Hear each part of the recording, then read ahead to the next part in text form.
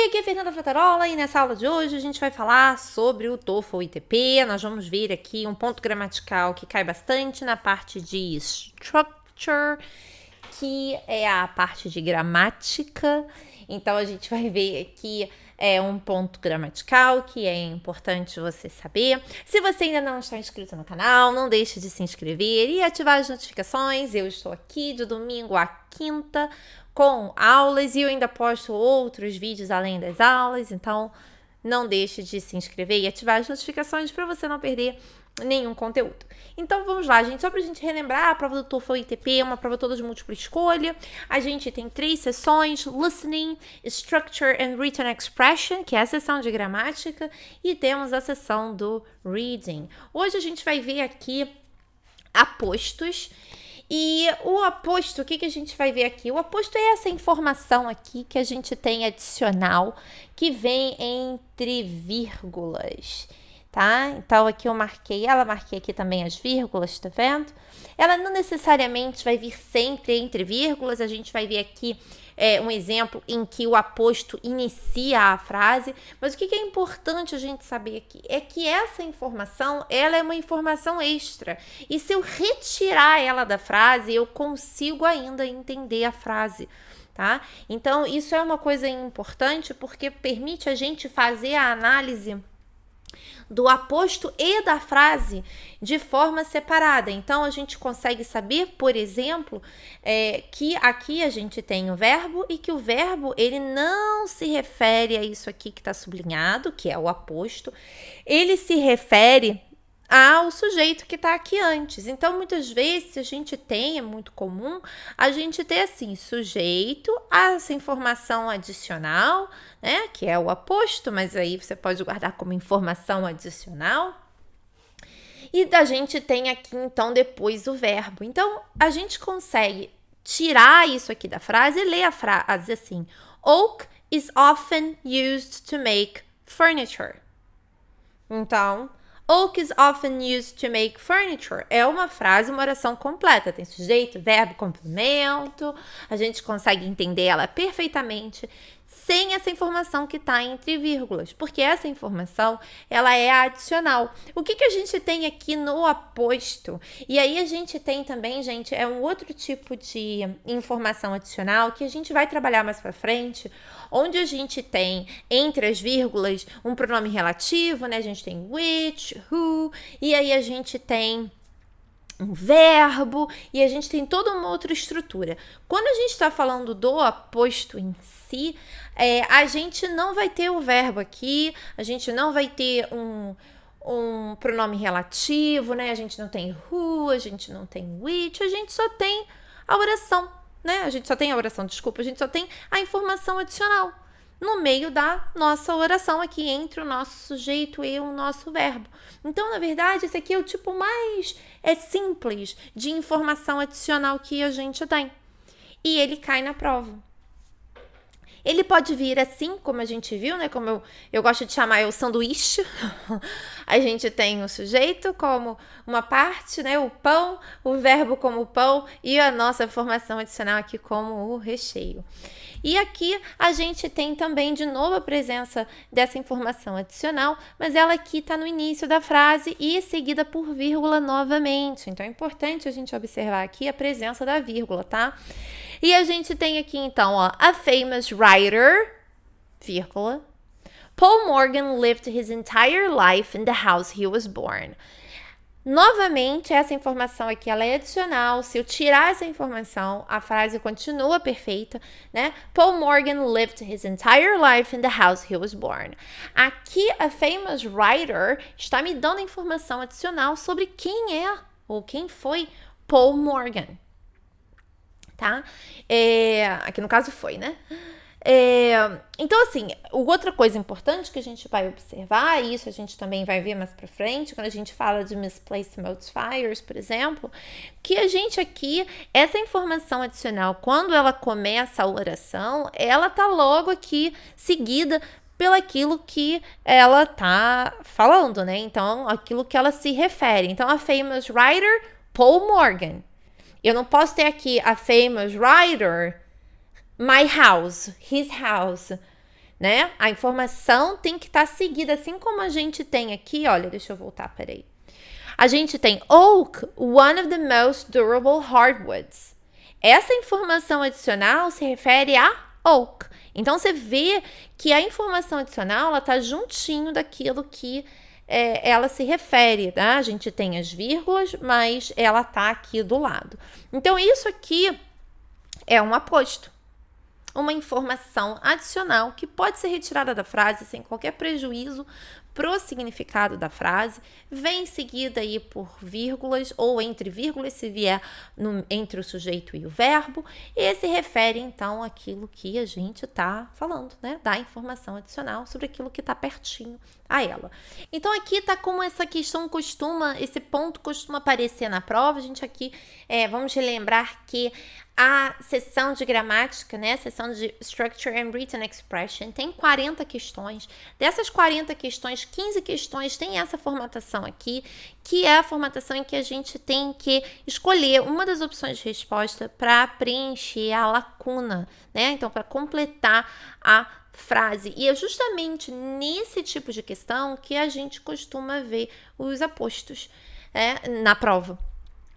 E aqui a gente tem The National Road, vírgula. E essa estrutura já dá pra gente uma dica de que a gente provavelmente, então, aqui vai trabalhar com informação adicional, porque a gente tem aqui a presença do sujeito, né, um substantivo aqui iniciando a frase, The National Road. A gente tem uma vírgula, a gente continua olhando, a gente tem outra vírgula, e depois dessa outra vírgula a gente tem um verbo. E lembra o que eu falei do sanduíche? Sujeito, informação adicional e aí o verbo, né? Então faz aí um sanduíche aí com essa informação adicional. E é justamente isso que a gente vai ter aqui. A gente vai ter o nosso sujeito, vírgula, outra vírgula e o nosso verbo. E a gente consegue ler essa frase sem se preocupar com essa informação adicional e fazer The National Road connected the East Coast to the Ohio Valley. E tá aí, a gente não precisa dessa informação, então a gente já sabe que essa informação ela vai ser informação adicional. E aí a gente tenta ter em mente algumas das coisas que a gente viu aqui hoje.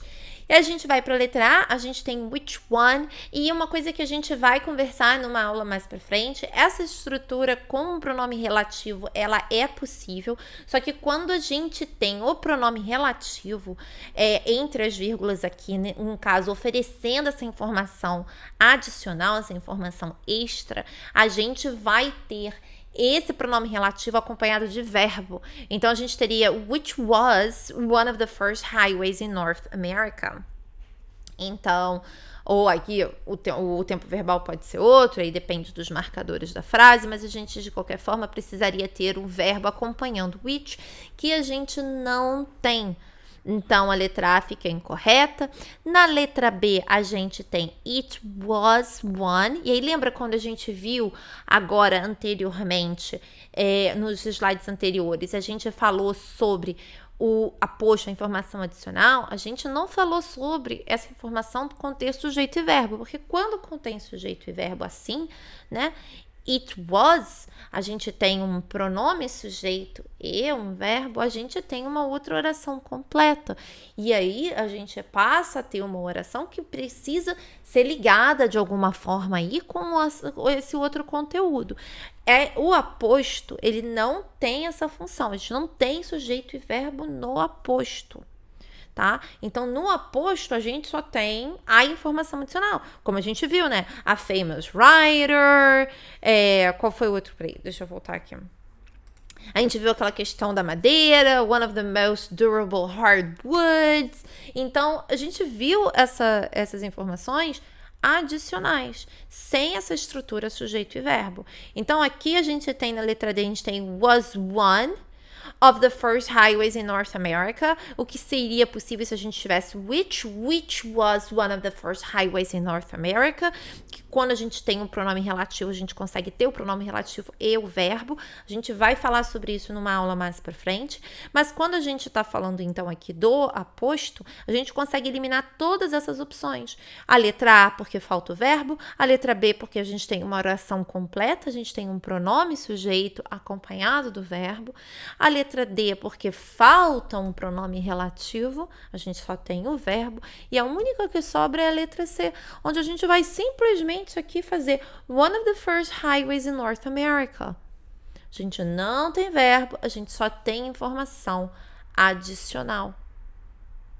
E embora essa questão ela apresente um grau de dificuldade que não é alto, é normal a gente ver muita confusão e dúvida por justamente achar que a gente pode usar alguma dessas outras estruturas aqui, enquanto a gente não pode, né? A gente não tem aqui como fazer. A questão A apresenta um erro na estrutura dela em si, a letra D vai apresentar um erro também porque falta o pronome relativo, e a letra B, embora não apresente um erro em si, ela apresenta um erro quando ela é encaixada na frase.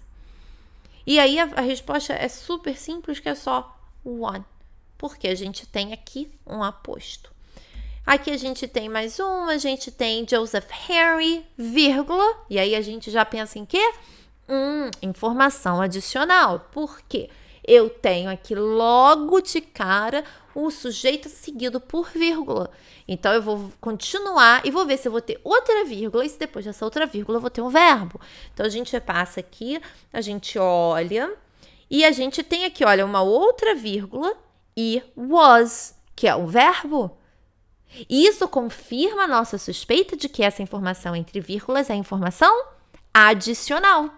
Ela está no sanduíche, onde a gente tem sujeito, e aí nós temos o nosso recheio e nós temos o verbo. Então, eu consigo ler esta frase sem essa informação adicional e ela vai ter o significado dela perfeito, que é Joseph Henry was President Lincoln's advisor on scientific matters. E aqui eu vou ter informação adicional, então, sobre quem? Sobre Joseph Henry. Eu vou ter aqui alguma informação que vai, então, me dizer quem foi Joseph Henry. Ou me dar alguma informação extra sobre ele. E aí a gente fala first director of the Smithsonian Institute. Então, a gente olha para as opções de resposta, a gente tem the first director, a gente tem to be the first director. A gente tem was the first director, as the first director. E aí a gente cai naquela questão do o aposto ser apenas informação adicional. A gente não vai ter essa estrutura sujeito e verbo. A gente não vai ter verbo. E aí a gente fica com a resposta que é a mais simples de todas, que é a letra A. Joseph Henry, the first director of the Smithsonian Institute, was President Lincoln's advisor on scientific matters. Então tá aqui a informação adicional dizendo que o primeiro diretor do Instituto, do Smithsonian Institute. Pronto. Essa é a informação. Estou te dizendo quem foi então Joseph Henry. Estou te dando uma informação extra sobre o Joseph Henry. Se você não sabia, ele foi o primeiro, então, o primeiro diretor do Smithsonian Institute foi President Lincoln's advisor on scientific matters. Informação adicional, sem verbo, tá? No aposto. E aqui a gente tem mais um, novamente a gente vai ter a mesma estrutura. Brian Lynch, vírgula, já disse pra gente, então provavelmente a gente vai ter aqui depois uma informação adicional. A gente olha, a gente tem outra vírgula e a gente tem o verbo had. Então, a gente tem o nosso sanduíche em mente aqui e a gente já sabe, então, que a menos que a gente tenha um pronome relativo e um verbo, que a gente vai falar sobre isso numa aula mais pra frente, a gente provavelmente tem, então, só um aposto onde a gente não tem verbo. Né? Então, a gente lê aqui a frase separada, a gente tem Brian Lynch had an important role in the development of Lyons College Computer Department. Essa informação adicional aqui, então, vai ser sobre Brian Lynch. Lembra que a informação adicional está sempre pertinho, né? De quem ela a quem ela se refere. E aqui a gente tem who, vírgula, as a mathematician, e aí você vai falar aqui, olha, a gente tem o who, só que a gente teria o who isolado aqui entre vírgulas, né? A gente teria uma vírgula, who, outra vírgula, e aí, né? Então, não dá pra gente fazer isso. A gente tem a letra B, was a, E aí a gente já sabe que quando a gente não tem um pronome relativo, a gente não vai fazer essa estrutura, né? Porque quando a gente trabalha com um pronome relativo, a gente chama essa informação adicional, ela ganha um outro nome, mas que no caso aqui não importa. O que importa a gente saber é que se a gente tem um pronome relativo, a gente consegue fazer o verbo. Então a gente poderia fazer, por exemplo, Brian Lynch, who was a mathematician and logician. Então eu posso fazer who was a mathematician and logician, sem vírgula, tá? Sem vírgula depois do who. Who was a. Eu consigo fazer. Só que aqui não é o que acontece. A gente não tem who na frase, a gente não tem who na opção de resposta da letra B. Então a gente não consegue simplesmente jogar esse verbo aqui porque o aposto não tem verbo. Tá? E aqui é o que a gente trabalha, então a gente está trabalhando. A gente está trabalhando sem o pronome relativo. Então a gente está trabalhando aposto e o aposto não tem verbo. Aí a gente vem para a letra C e a gente tem whom, a, e aí aqui a gente não tem, teria um pronome, né? Relativo, que aqui no caso a gente veria depois, né, que o whom, ele não faz esse papel aqui de ser seguido por verbo. A gente ele é objeto, né? Então a gente não usaria aqui ele nesse contexto, mas de qualquer forma, se a gente quisesse trabalhar com um pronome relativo, a gente teria o pronome relativo e o verbo, e a gente também não tem. Então a única opção de resposta que apresenta um conteúdo válido pra gente é a letra D. É simples assim. Brian Lynch, a mathematician and logician, had an important role in the development of Lyons College Computer Department. Acabou. Letra D. Bem simples, a única coisa que eu quero é completar a informação adicional, sem sujeito, sem verbo, sem pronome relativo, só sem verbo, só completar essa ideia aqui. Essas questões caem na prova, é importante a gente saber. Como eu falei, elas apresentam um grau de dificuldade que não é alto, uma vez que a gente entende como funciona essa estrutura entre vírgulas e como é que a gente pode aí rechear esse sanduíche. É isso aí. Se você tiver qualquer dúvida, deixa suas dúvidas nos comentários. Se você gostou desse vídeo, deixa um comentário também, deixa o seu like. Se você ainda não se inscreveu no canal, não deixe de se inscrever e ativar as notificações. É isso aí. Um abraço e até o próximo.